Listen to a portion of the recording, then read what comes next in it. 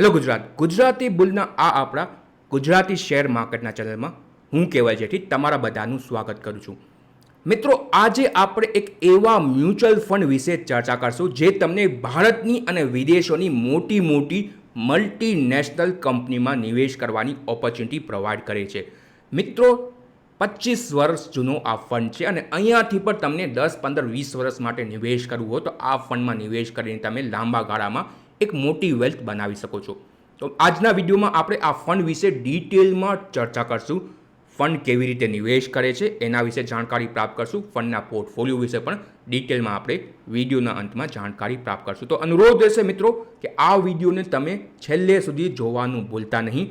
અને એના સાથે સાથે જો તમે હજી સુધી ગુજરાતી બુલ ચેનલને સબસ્ક્રાઇબ ન કરી હોય તો ચેનલને સબસ્ક્રાઇબ કરો અને આ ચેનલને તમારા મિત્રો સાથે અને બીજા આપણા ગુજરાતી ભાઈ બહેનો સાથે શેર કરવાનું ભૂલતા નહીં. મિત્રો, એમએનસી કંપનીઓ એટલે કે એવી કંપનીઓ જે મલ્ટિપલ કન્ટ્રીમાં પોતાનો બિઝનેસ રાખે છે. ભારતના માર્કેટમાં લિસ્ટેડ કંપની હોય કે વિદેશના માર્કેટમાં લિસ્ટેડ કંપની હોય ત્યાં આ ફંડ પોતાનો નિવેશ કરી શકે છે. જેમ કે મારુતિ સુઝુકી. મિત્રો, મારુતિ સુઝુકી ભારતના માર્કેટની લિસ્ટેડ કંપની છે, બટ આ કંપનીનો પેરેન્ટ જાપાનની સુઝુકી કોર્પોરેશન છે. છેલ્લા તકરીબન 40 વર્ષથી મારુતિ સુઝુકી ભારતના પેસેન્જર કાર વ્હીકલના માર્કેટમાં માર્કેટ લીડરશિપ બનાવી રાખેલ છે. ત્યાં પર ફંડ પોતાનો નિવેશ રાખે છે. કોલગેટ. મિત્રો, ટૂથપેસ્ટના માર્કેટની ભારતની સૌથી મોટી જાનીમાની બ્રાન્ડ છે કોલગેટ. આ પણ એક એમએનસી કંપની છે. કંપનીનો પેરેન્ટ ભારતનો નથી, વિદેશની કંપની જે ભારતમાં બિઝનેસ કરે છે છેલ્લા તકરીબન 50 વર્ષથી.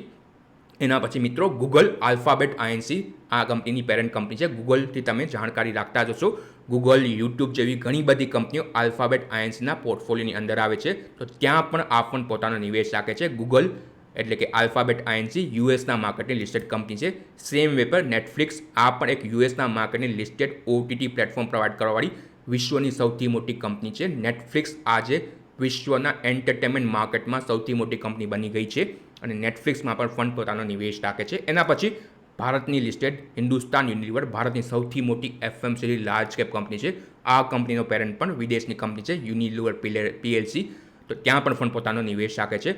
નેસ્લે આ પણ ભારતના માર્કેટની લિસ્ટેડ કંપની છે, પણ કંપનીનો પેરેન્ટ વિદેશી છે. સેમ વે પર ટિમકિન આ પણ એક બહેતરીન એમએનસી કંપની છે. માઇક્રોસોફ્ટ કોર્પોરેશન યુએસના માર્કેટની લિસ્ટેડ બહુ જ મોટી વિશ્વની જાણીમાની ઓએસ બનાવવાળી કંપની માઇક્રોસોફ્ટ, જ્યાં પણ પોતાનો નિવેશ રાખે છે.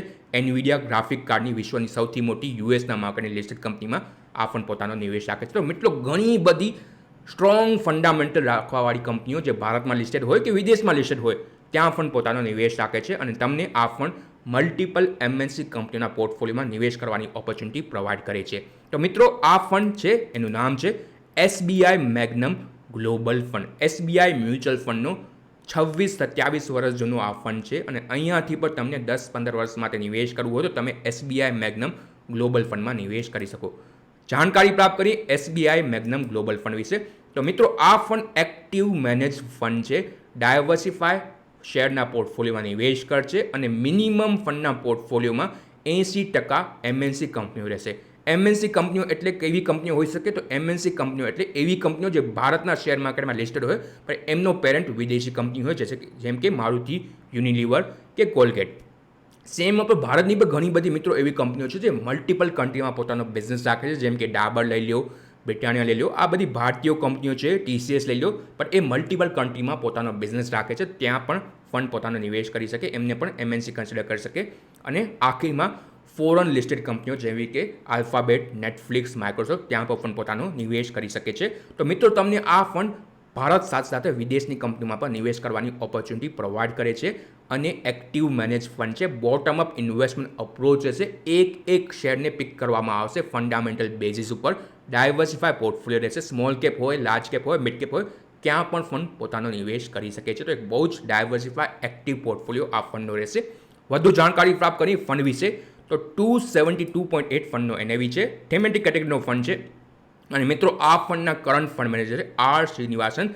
જાન્યુઆરી 2022થી આર શ્રીનિવાસન આ ફંડને મેનેજ કરે છે.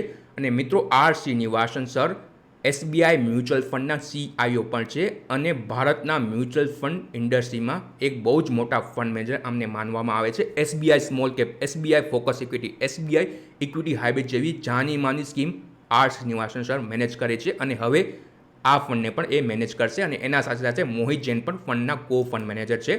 મિત્રો આ ફંડ 1994માં લોન્ચ થયો હતો, તો બહુ જ જૂનો ફંડ છે. જો કોઈ ઇન્વેસ્ટરે 10,000 રૂપિયા ફંડમાં લગાડ્યા હોતા તો આજે એ 10,000 રૂપિયાની વેલ્યુ 4 લાખ રૂપિયાની આજુબાજુ પહોંચી ગઈ છે. તો બહુ જ સરસ વેલ્થ પર બનાવીને આપી છે અને અહીંયાથી પણ તમને લોંગ ટર્મમાં નિવેશ કરવો હોય તો આ ફંડમાં તમે નિવેશ કરી શકો છો. 4,800 કરોડનો ફંડનો કરંટ AUM છે. ચર્ચા કરીએ આ ફંડના પોર્ટફોલિયો વિશે. તો મિત્રો ડાયવર્સિફાય પોર્ટફોલિયો છે. સૌથી પહેલો અલોકેશન છે મારુતિ સુઝુકી, જે ભારતની સૌથી મોટી પેસેન્જર કારની કંપની. અહીંયા અલોકેશન છે 8.5%. એના પછી PNG, હાઇજીન અને હેલ્થ, આ પણ એક બહુ જ મોટી FMCG કંપની છે. 7.5% અલોકેશન અહીંયા આપ્યું છે. ગ્રીનવેલ નોર્ટન, એક કેપિટલ ગુડ ઇન્ડસ્ટ્રીમાં કામ કરવાવાળી કંપનીમાં 7.5%ની આજુબાજુનું અલોકેશન છે. આલ્ફાબેટ INC, જેના અંદર તમારો ગૂગલ આવે છે, યુટ્યુબ પણ આલ્ફાબેટ INCના અંદર જ આવે છે, તો ત્યાં પણ ફંડે 7%ની આજુબાજુનું અલોકેશન આપ્યું છે. સ્ક્રેફલર ઇન્ડિયા, આ પણ એક MNC કંપની છે, સ્મોલ કેપ કંપની છે, 5.5%નું અલોકેશન અહીંયા આપેલું છે. SKF ઇન્ડિયા, આ પણ એક MNC કંપની છે, અહીંયા પણ 5%નું અલોકેશન ફંડે આપ્યું છે. ડેવિસ લેબોરેટરી, ભારતીય કંપની જે મલ્ટિપલ કન્ટ્રીમાં કામ કરે છે, API સેગમેન્ટની ભારતની સૌથી મોટી કંપની છે, અહીંયા પણ 5%નું અલોકેશન ફંડે આપ્યું છે. નેટફ્લિક્સ INC, US માર્કેટમાં લિસ્ટેડ કંપની છે, અહીંયા પણ તકરીબન 5%નું અલોકેશન ફંડે આપ્યું છે. યુનાઇટેડ બેવરેજ, ભારતમાં આ કંપની કામ કરે છે, કંપનીનો પેરેન્ટ યુકેની કંપની Diageo કોર્પોરેશન છે, અહીંયા પણ 4%નું અલોકેશન ફંડે આપ્યું છે. માઇક્રોસોફ્ટ, આ પણ જાનીમાની કંપની છે, અહીંયા 3.5%નું અલોકેશન ફંડે આપ્યું છે. હિન્દુસ્તાન યુનિલિવરમાં 3%નું અલોકેશન છે. એથર ઇન્ડસ્ટ્રી, રિસન્ટલી આનો IPO આવ્યો હતો, આ એક નાની કેમિકલ કંપની છે જે મલ્ટિપલ કન્ટ્રીમાં પોતાનો બિઝનેસ રાખે છે, અહીંયા પણ 3%નું અલોકેશન ફંડે આપ્યું છે. હજી ચર્ચા કરીએ તો CCL પ્રોડક્ટ, મિત્રો કોફી સેગમેન્ટમાં કામ કરવાવાળી કંપની છે, મલ્ટિપલ કન્ટ્રીમાં કંપની પોતાના પ્રોડક્ટ એક્સપોર્ટ કરે છે, ભારતીય લિસ્ટેડ કંપની છે, અહીંયા પણ 3%નું અલોકેશન આપ્યું છે. પેજ ઇન્ડસ્ટ્રી, જોકીના બ્રાન્ડથી આ કંપની પોતાના પ્રોડક્ટ ભારતમાં માર્કેટ કરે છે, અહીંયા તકરીબન 3%નું અલોકેશન. ટિમકિન ઇન્ડિયામાં 2.9નું અલોકેશન છે. એના પછી NVIDIA કોર્પોરેશન, US માર્કેટમાં લિસ્ટેડ કંપની છે, ગ્રાફિક કાર્ડની વિશ્વની સૌથી મોટી કંપની NVIDIA, અહીંયા 2.8%નું અલોકેશન ફંડે આપ્યું છે. અબોટ ઇન્ડિયા, આ એક ફાર્મા કંપની જે ભારતના માર્કેટમાં લિસ્ટેડ છે અને એનો પેરેન્ટ યુકેની કે જર્મનની કંપની છે.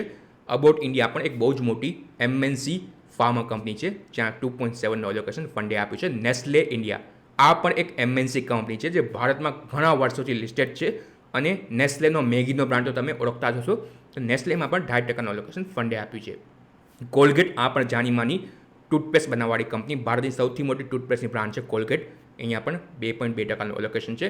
ZF કમર્શિયલ વ્હીકલ, નાની કંપની છે, કમર્શિયલ વ્હીકલ સેગમેન્ટ કે લીએ આ કંપની અલગ પ્રકારના ઓટો એન્સરી પ્રોડક્ટ બનાવે છે અને અહીંયા પણ 2%નું અલોકેશન આપ્યું છે. HCL ટેકનોલોજી, ભારતીય IT કંપની છે જે મલ્ટિપલ કન્ટ્રીમાં પોતાના ક્લાયન્ટ રાખે છે, અહીંયા 2%નું અલોકેશન છે. વેસ્ટ લાઇફ ડેવલપમેન્ટ, મિત્રો વેસ્ટ લાઇફ ડેવલપમેન્ટ એટલે કે મેકડોનલ્ડ્સ કંપની ભારતમાં મેકડોનલ્ડની ફ્રેન્ચાઇઝી ઓન કરે છે, તો અહીંયા પણ 2%નું અલોકેશન ફંડે આપ્યું છે.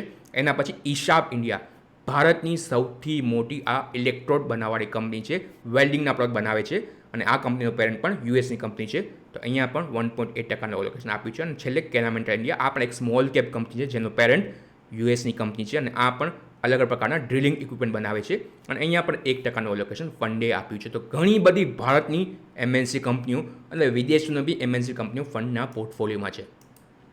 મિત્રો 94% ઇક્વિટીમાં અલોકેશન છે અને 24 શેર છે આ ફંડના પોર્ટફોલિયોની અંદર. 18% ફોરેન કંપનીઓ છે, જેમાં માઇક્રોસોફ્ટ, તમારો આલ્ફાબેટ આવી જાય અને નેટફ્લિક્સ જેવી કંપનીઓ ફોરેન ઇક્વિટીમાં કન્સિડર થાય છે. ટોપ 10 શેરમાં અલોકેશન છે 53%નો, તો એક ડાયવર્સિફાય પોર્ટફોલિયો છે. લાર્જ કેપ કંપનીમાં 22%, એના પછી મિડ કેપ કંપનીમાં 16% અને સ્મોલ કેપ કંપનીમાં 38%નું અલોકેશન ફંડે આપ્યું છે અને ફોરેન ઇક્વિટીમાં 18%નું અલોકેશન આ ફંડે આપેલું છે. તો એક ડાયવર્સિફાય પોર્ટફોલિયો છે, large cap, small cap, mid cap, હર એક સેગમેન્ટની કંપનીઓ તમને SBI મેગ્નમ ગ્લોબલ ફંડના પોર્ટફોલિયોમાં મળી જશે. તો મિત્રો તમને જો અહીંયાથી લોંગ ટર્મમાં SIP કરવી હોય 5 વર્ષ, 10 વર્ષ, 20 વર્ષ માટે અને તમે ભારતની સાથે સાથે વિદેશોની કંપનીઓમાં પણ થોડો ઘણો પોતાનો નિવેશ કરવા ઈચ્છતા હો તો આ ફંડના માધ્યમથી તમે નિવેશ કરી શકો છો. તમને જો આ ફંડમાં નિવેશ કરવું હોય તો તમે અમને સંપર્ક કરી શકો છો. અમે એક સર્ટિફાઈડ મ્યુચ્યુઅલ ફંડ ડિસ્ટ્રીબ્યુટર છીએ, ઇન્ડિપેન્ડન્ટ મ્યુચ્યુઅલ ફંડ ડિસ્ટ્રીબ્યુટર છીએ અને ઇનહાઉસ ઇક્વિટી રિસર્ચ પણ અમે કરીએ છીએ અને તમારા ફાઇનાન્શિયલ ગોલના હિસાબથી જ અમે મ્યુચ્યુઅલ ફંડ પ્રોવાઈડ કરશું. તો તમારા ફાઇનાન્શિયલ ગોલ માટે નિવેશ કરવું હોય લોંગ ટર્મ માટે તો તમે આપેલા નંબર પર સંપર્ક કરી શકો છો, કોલ કરો, મેસેજ કરો કે વોટ્સએપ પણ કરી શકો છો. મિત્રો SBI મેગ્નમ ગ્લોબલ ફંડ બહુ જ સરસ ફંડ છે લોંગ ટર્મના ઇન્વેસ્ટમેન્ટ માટે. તો અનુરોધ રહેશે કે આ વિડીયોને તમે બીજા આપણા ગુજરાતી લોકો સાથે શેર કરવાનું ભૂલતા નહીં. અને જો તમે હજી પણ ગુજરાતી બુલ ચેનલને સબસ્ક્રાઇબ ન કરી હોય તો ચેનલને સબસ્ક્રાઇબ કરો, બેલ આઇકનને દબાવો, જેથી નવો વિડીયો આવે તો તમને નોટિફિકેશન મળી જાય. ધન્યવાદ.